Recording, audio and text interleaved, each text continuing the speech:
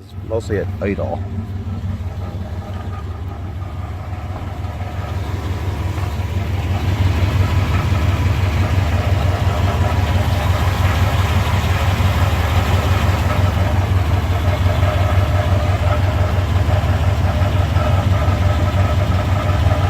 Sounds like maybe even like the bell housing or back of the transmission, but it doesn't go with gear selection. Goes away at after I get off of idle, but only I think because it gets drowned out essentially.